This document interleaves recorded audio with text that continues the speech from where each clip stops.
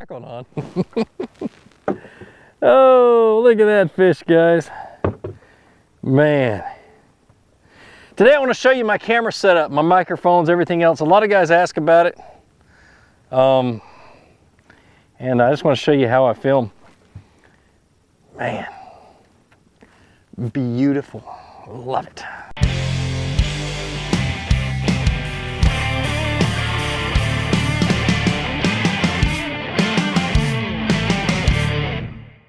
All right, guys, well, actually I didn't get a chance to do that video after that really cool intro with that big fish. Weather turned bad real quick, and then by the time the rain stopped, it was too dark to film. So I'm sitting at home, pulled the boat out of the barn. It was a 5.5 hour drive home in the rain from Mississippi, and the boat's an absolute disaster. But I really want to show you guys how I have my stuff set up when I film. So I went ahead and set everything up, and we're going to quickly go through it. Most of this stuff can be found on Amazon. I'm going to put the links down in the description to everything, really, from the GoPros all the way to the microphones. Everything you guys always ask about, what I'm using and how I'm using it. This is how I use it right now. It may change in a year, it may change in 2 years, but anyway, let's jump into it and show you guys what it looks like. All right, so to start with, my camera mount that goes up front, as you can see it up there, and I'm gonna take you up there in just a second to show it to you, but it is what's called a YoloTech Aqua Stick Power. That one up front is a Power. This is a regular Aqua Stick, and it goes in the back when I'm doing really weird shots. I don't use it that much.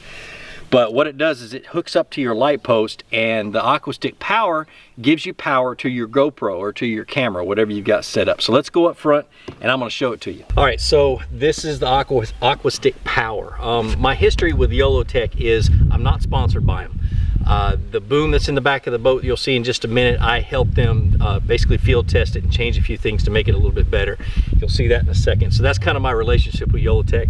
No sponsorship, no money, no anything else for you guys who don't like my sponsors for some reason. Anyway, so what I use the YoloTech boom. It sticks into my light post mount up front. It's fully extendable, and this is where I keep it set up, is way up high, so it can position itself right here in my chest. You guys always ask about my microphone. My microphone is a Sony URX P03 transmitter, and then the receiver and the microphone itself is a UTX B03. It is runs about $575, I believe, almost 600 bucks. Not cheap, but when you want good audio, you get what you pay for. I've made a bunch of mistakes and spent a whole lot more money than I should have on cheaper microphones, and that's why I ended up getting that one. All right, so let's go up here and I'll show you how I got it hooked up. What I do is I've got the microphone going into an adapter. GoPro sells these adapters, and you can find them aftermarket.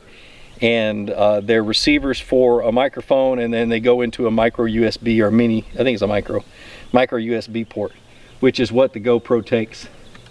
Hooks right into the side. The cases I use on my GoPros mainly are not waterproof. This is called the frame. I use a Hero 3 camera mainly because I love these Wasabi Power batteries. They're extended life batteries.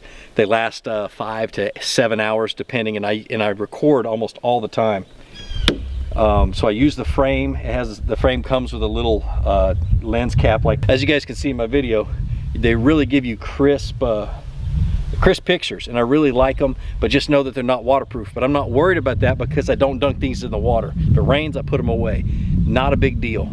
And I get good and amazing audio from it. The key to a GoPro that I've learned over the years is wherever you have it set up, to get the perfect framing, you want the center of the lens aimed directly at the center of your chest and a little beyond arm's reach, anywhere from 6 to 12 inches beyond your arm's reach, and you'll get perfect framing. That's what you guys see all the time. That's one of my big secrets, is making sure that it's centered on your chest.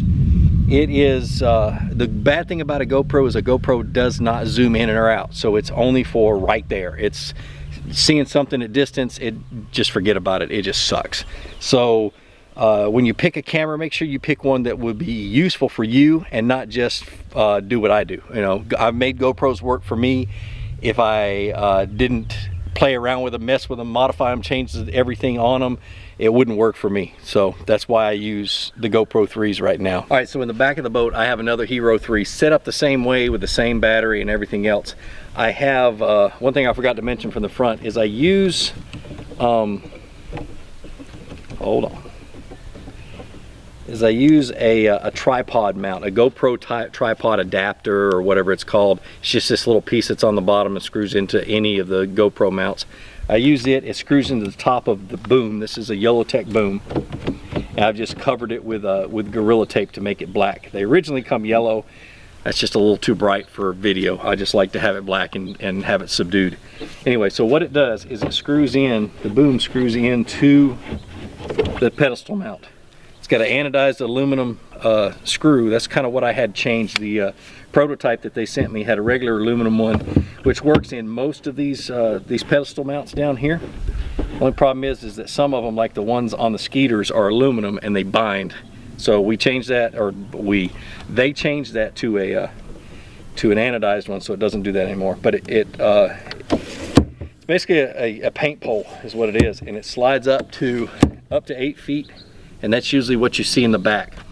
I run these things on a 5-minute loop. Hero 3s and 4s and 5s, all you can set them all up to run where they record 5 1-minute files, or 5 1-minute clips, and if you haven't hit the stop button, they start recording over themselves. So I set it up and I just let it run, and I have it set up on my remote control, and when I catch a fish and after I put it back in the water, you'll see me on a lot of my videos, I'll hit my remote control and it will stop this camera and it just saved the last 5 minutes, and I can go back and edit and be able to pull it off, and I save a lot of space on my SD cards when I do that.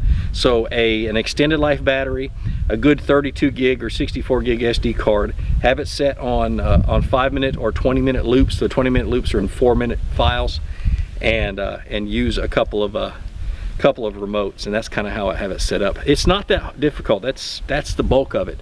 I have another mount that's an old mount that I haven't used in a long time that I used to move around the boat. It's not even together anymore. It would be impossible for me to find all the parts and pieces to get it back together to show it to you, but this is what I use now. Like I said, it probably a change in the future, but that's how I have it set up. Ooh. Yes. Stay on. Stay on. Stay on, stay on, stay on.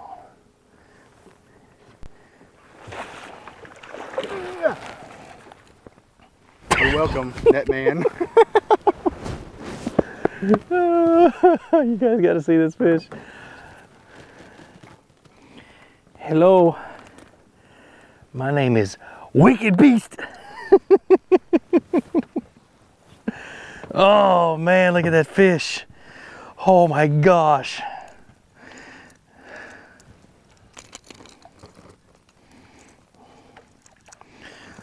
Dang it, ate the crap out of that square bill. Man. Oh. Man, oh man, look at that. Well guys, like I always say, be sure to introduce somebody to fishing. Introduce them to my channel. Let me help you teach them how to fish. More importantly, get out on the water and go out and catch some fish. Maybe one like that. And have a great day.